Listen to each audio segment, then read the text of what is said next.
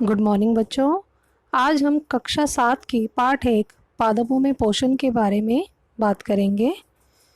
सजीवों द्वारा भोजन ग्रहण करने व इसके उपयोग की विधि को पोषण कहते हैं। भोजन के घटक पोषक कहलाते हैं।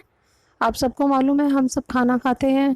खाने से हमें कुछ ज़रूरी तत्व मिलते हैं, ज़रूरी चीज़ें मिलती हैं जो हमारे शरीर के लिए ज़रूरी होती हैं। तो भोजन के ये घटक पोषक कहलाते हैं। विटामिन, खनिज, प्रोटीन, वसा तथा कार्बोहाइड्रेट ये भोजन के घटक हैं और ये पोषक कहलाते हैं। सभी सजीवों को भोजन की आवश्यकता होती है। भोजन सजीवों को पोषण देता है। पोषक पदार्थ सजीवों की शारीरिक संरचना, वृद्धि तथा क्षतिग्रस्त भागों के रखरखाव के लिए समर्थ बनाते हैं। विभिन्न जैव प्रक्रमों के लिए आवश्यक ऊर्जा भी हमें इन्हीं से मिलती है। पोषक पदार्थ ही सजीवों को जीवित रखते हैं। पोषक पदार्थ शरीर की विभिन्न क्रियाओं के लिए ऊर्जा प्रदान करते हैं। बिना पोषक पदार्थ के कोई भी जीव जीवित नहीं रह सकता। अब हम बात करते हैं पौधे के बारे में। केवल पौधे ऐसे होते हैं जो अपना भोजन स्वयं बनाते हैं, लेकिन जो अन्य जीव हैं वो अपना भोजन खुद नहीं बना सकते। सभी जीव अपना भोजन पौधों से प्राप्त करते हैं। जानवर या तो पौधों द्वारा बनाए गए भोजन को खाते हैं या फिर वो ऐसे जीवों को खाते हैं जो उन पौधों को खाकर जीवित रहते हैं। उदाहरण के लिए शाकाहारी जीवों की बात अगर हम करें, हिरन, हाथी, गाय, भैंस, ये सभी अपना भोजन पौधों से प्राप्त करते हैं। लेकिन अगर हम मांसाहारी जीवों की बात करें, जैसे बाघ और शेर, तो ये शाकाहारी जीवों को खाकर अपना भोजन प्राप्त करते हैं और शाकाहारी जीव अपना भोजन पौधों से प्राप्त करते हैं। अतः सभी जानवर मनुष्य सहित प्रत्यक्ष या परोक्ष रूप से, यानी डायरेक्टली या इनडायरेक्टली, हम सभी जीव पौधों पर ही निर्भर करते हैं।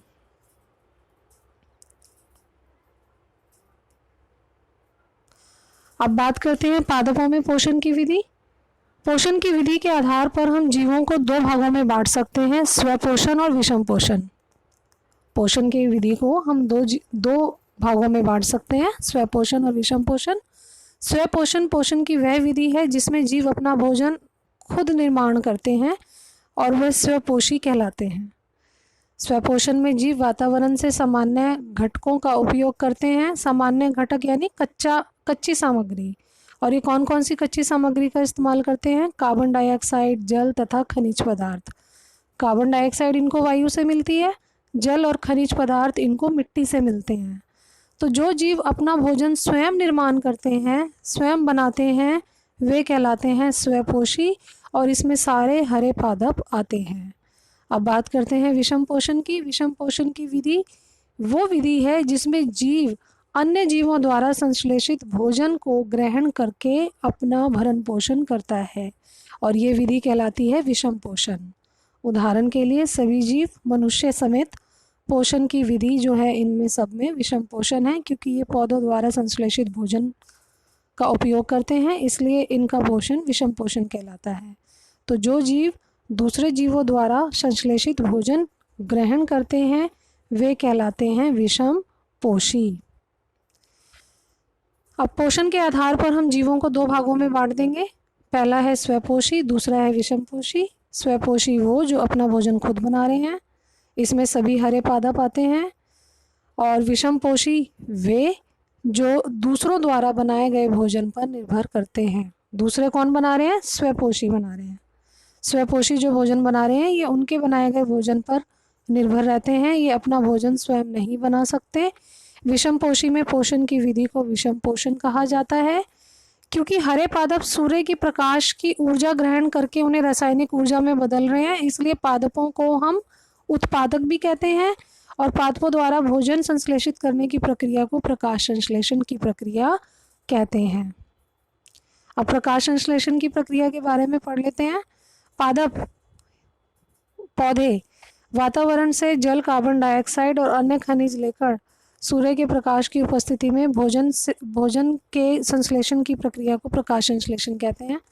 प्रकाश संश्लेषण की प्रक्रिया में प्रकाश की उपस्थिति में कार्बन डाइऑक्साइड जो उनको वायु से मिल रही है और जल जो उन्हें मिट्टी से मिल रहा है, इन सब की उपस्थिति में कार्बन डाइऑक्साइड को कार्बोहाइड्रेट में बदल दिया जाता है। इस प्रक्रिया में ऊर्जा जो है वो उन्हें सूर्य के प्रकाश से मिल रही है और इस प्रक्रिया के दौरान ऑक्सीजन गैस बनती है जो वातावरण में मुक्त कर दी जाती है। अब प्रकाश संश्लेषण के लिए आवश्यक घटक कर लेते हैं।